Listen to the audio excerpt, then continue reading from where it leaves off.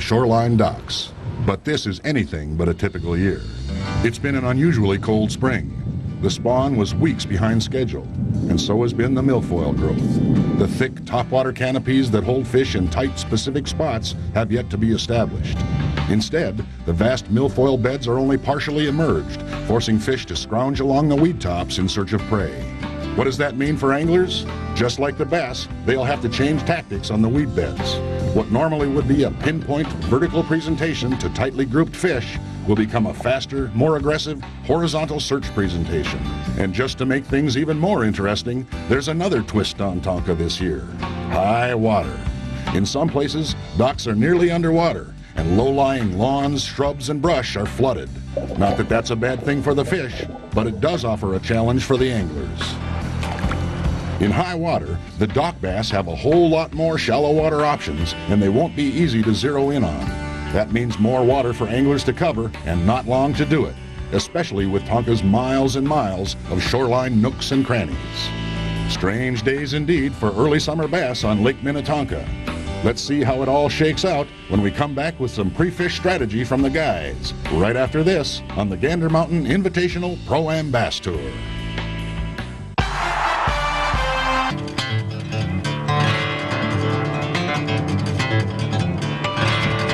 Low temps, high water, stunted milfoil, flooded shoreline. It's been a wacky spring in Minnesota, and here on Lake Minnetonka, both the bass and the bass anglers are making some changes to their usual routines. But the milfoil, the fish right now don't seem to be using it as much, and I'm not sure why. If it's generally it's bait fish or something on that order, why they aren't there. Usually you can expect to catch 4 or 5 fish out of a spot. And what I've been seeing is you're lucky to catch 1 or 2.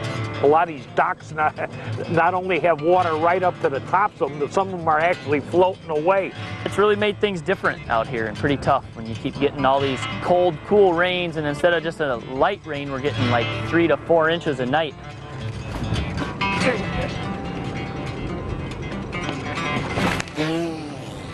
Little guy. All right, so I get excited.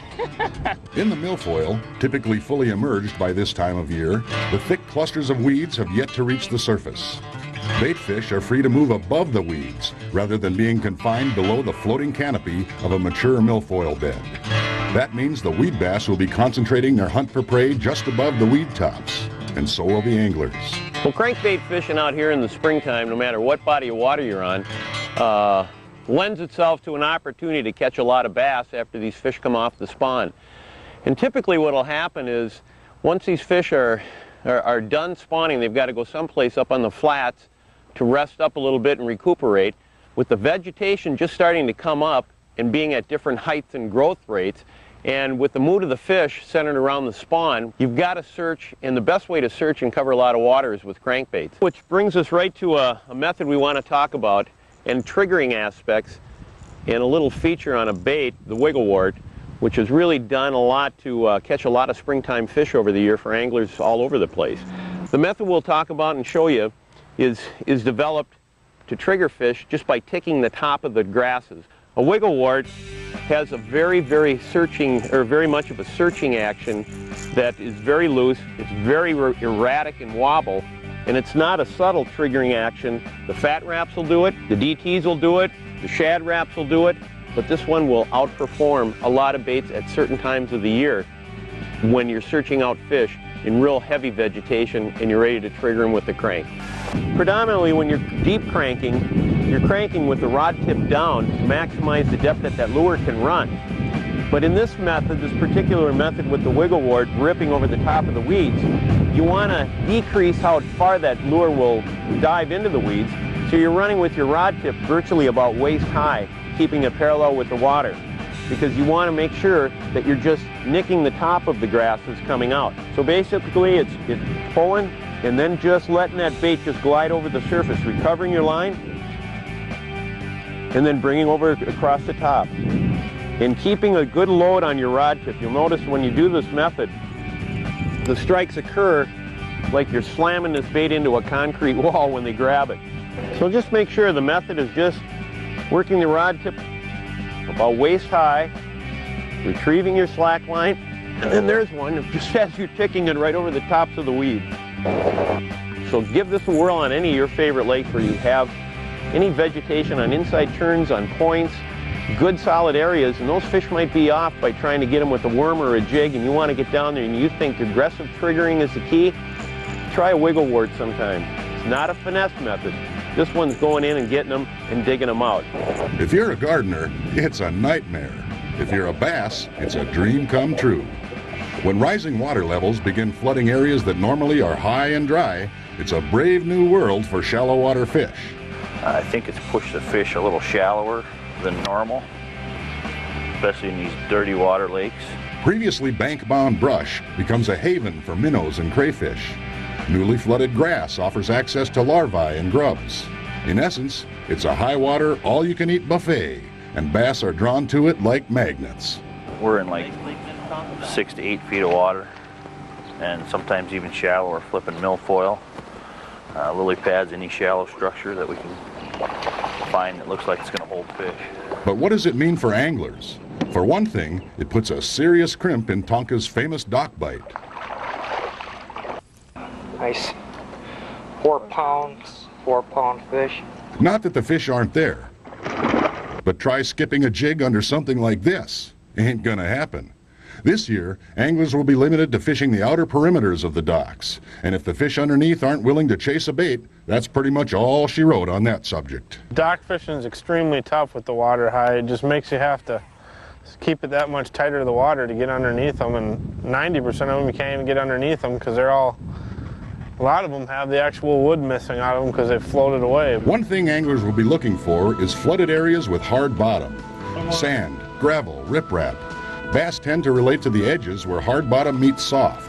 So even though these floodwater fish are more scattered than usual, a keen eye and precise presentation with light plastics should narrow things down a bit. I think the key to this technique is just fishing it real slow. The fish are kind of lethargic right now after they spawn. They're recuperating from all the rigors of spawning, you know. So you just gotta cast her out there, fish it, let it sink to the bottom, and fish it real slow. And a lot of times they'll just come up and jump on it, you know. Not huge, but not bad. Come on, little guy. Boy, he got her good. Another option is to go into shallow water search mode. Topwater lures and spinnerbaits cover water fast.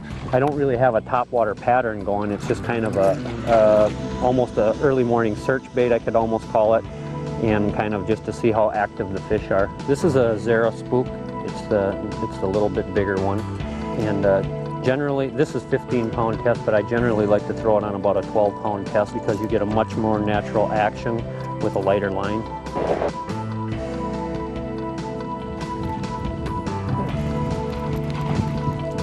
Little guy.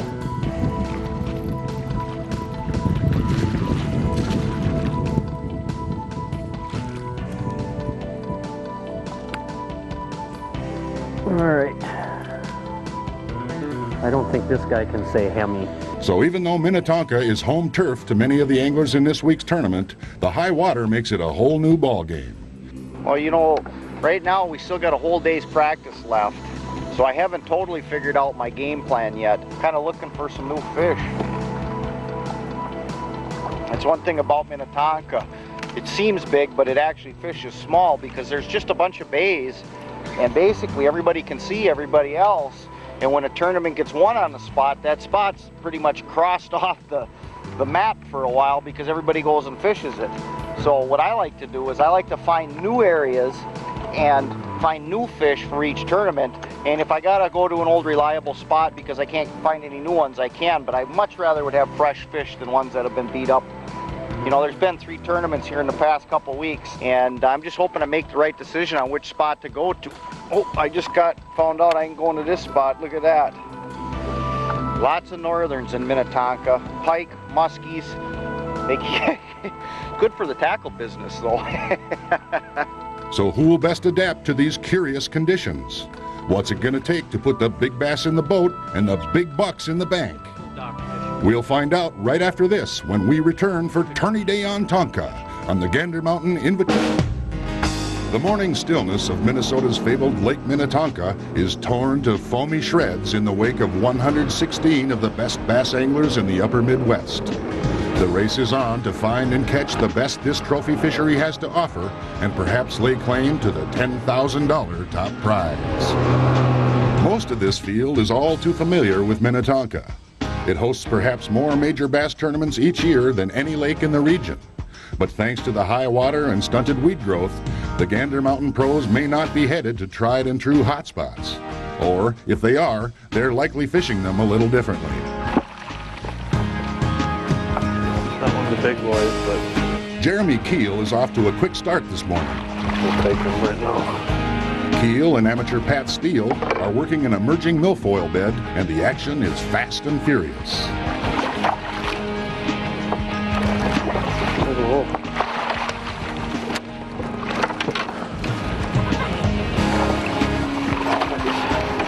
Jeremy knows these aren't tournament-winning fish, but with a quick limit in the box, he's got plenty of time to upgrade. Attaboy, attaboy. Oh shoot, he's in the milfoil. Cut his way through.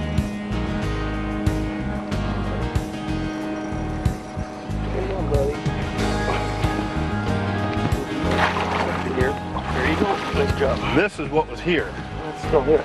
They're here. We just got to get them to go. Attaboy. And Keel isn't the only one pulling a quick limit out of the milfoil. Plenty of milfoil bass are also finding a new home in Corey Gutenfelder's boat. Feels good. What is it? Oh, it's a pike, I think. Oh, it's a nice bass. Nice bass. That'll help. Corey and partner Mike Bruno are using a classic milfoil pattern. A heavy jig fished vertically in the heaviest cover available. And when you find the fish, things can happen quickly.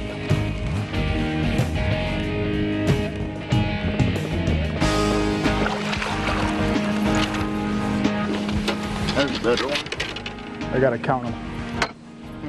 We gotta count our fish. I think we got 9 now. So Gutenfelder joins the crowd of anglers looking for upgrades, but he hopes he doesn't have to look far. What's kind of crazy about Minnetonka is like a lot of these spots, you'll come in and you'll catch, you know, 2 or 3 3-pounders one time. The next time you come in, you catch nothing but 2s, but then you come back a third time and it'll be 4s and 5s. You know, you just got to keep checking them. The high water is really testing the shallow water anglers as they search newly flooded structure. Tonka is famous for its dock bite, and while many docks are underwater, a few are still accessible and holding fish.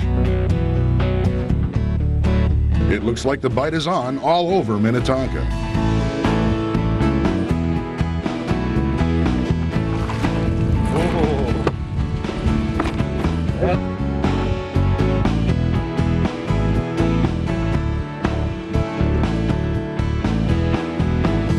John Stevenson sticks a nice keeper working mid-depth rocks. Mike Bunting hits pay dirt on a weed line. And back in Corey Gutenfelder's boat, the upgrade fish are starting to show up. Oh, there's one too. Oh. Good, it's good. There we go. That's the one we needed. That'll help. That's got yours? Yep, got it. Oh, wow, that was nice. That rod was going out of the boat. Well, it's only, you know, 3.5, 3 3/4, but man, we can get a few of these, we're gonna be right up in there. That's a good fish. Jeremy Keel is also upgrading in the milfoil. Attaboy, there's another one over 3. But as John Graham finds out, not every big fish makes it to the net.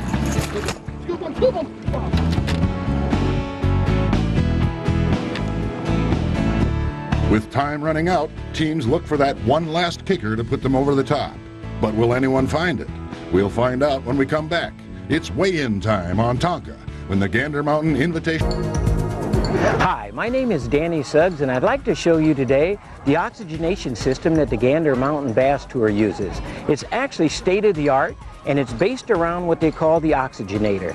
It's a unit that actually makes oxygen from the water itself.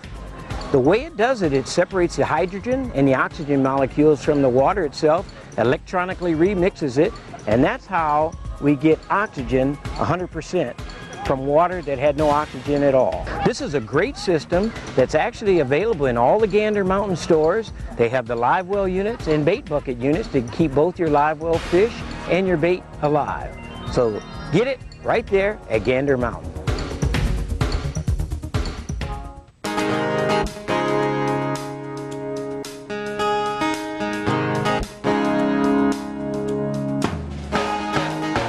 It's weigh-in time on Lake Minnetonka. The shoreline becomes a rainbow of bass rigs as the Gander Mountain pros unload an unbelievable catch. Nearly a ton of bass will cross the stage as fishing fans of all ages look on. 90 teams have 8 fish limits, and weights are close. Brad Klein, a former Gander Mountain winner on Lake Minnetonka, sets the early mark to beat. 26.63. There's your weight, 26.63. Corey Gutenfelder hits the scale. 23.35. Not bad. 23.35 pounds will give him a solid 7th place finish. The Minnetonka crowd is being treated to a number of eye-popping fish. In fact, 4-pound bass are commonplace. Show it to him, yep. But John Stevenson's 5-pound Minnetonka monster will have no equal. That's a $1,900 and $10 fish right there in front of you. As John Graham gets his son's approval on his limit, Michael Schultz steps up to the scale. Schultz is blowing hard here. 23.67, he's going to be there. Schultz will finish 6th. Brad Klein still holds the lead, but Jason Berg and amateur Paige Hastings think they can change that. How much weight do you think's in that bag? You fished for him all day. 28.5. 28.5 pounds. Did he weigh him before we got in? No. Did you help catch some of them? No. No, of course I did. I got. Okay, well don't say no, because I got you on camera right there. Oh. You know, your friends are going to say, she didn't catch any of them. I think she caught the big one. That's good. What you got, Gary? 28.56. What did you say, 28.5? Good job. Now we got a new leader. One by one, the remaining teams take a shot at Berg's lead and come up short. 25.59. 21.14. Good job. 23.19. Nice bag of fish, though. But Steve Sandberg and partner Al Quast may have what it takes. Ooh. Ooh. The man thinks it's going to break 28. You got to stand still, though. 29, 29, 29. 26.82. 26.82. That's going to take. Sandberg will settle for second, making Jason Berg the Gander Mountain Invitational Pro-Am Bass Tour Lake Minnetonka champion. Taking advantage of the high water conditions to target shallow bass foraging along newly flooded shorelines, Berg and Hastings gave us a winning lesson in adapting to changing conditions. She was putting on a little clinic from the back of the boat right away. She was throwing a small jig worm, just dragging it out from the edge of the grass, working it really slow. The fish weren't active. They were just barely picking it up. You had to feel them, the pressure bite, and they were good ones. Actually, one of my main concerns is I typically fish walleyes, and this is my first circuit that I've done fishing for bass as a co-angler. We went out fishing, and he was really easy to fish with. I didn't really want to fish with a bait caster. I had some things I'd feel more comfortable with. So he pretty much just let me do what I wanted to, use my own technique, and just worked with me and made me feel really, really comfortable. So I think it worked out pretty well. We were a pretty good team. And it worked out great. She caught the biggest one, so you can't go wrong there. Congratulations, Jason, on your first Gander Mountain Pro-Am win and the $10,000 top prize. This was the second event in the Minnesota division of the Gander Mountain Invitational Pro-Am Bass Tour. Jason Howland caught $10,000 worth of Mississippi River bass to win the year's first Minnesota tournament by just half a pound over Andy Young.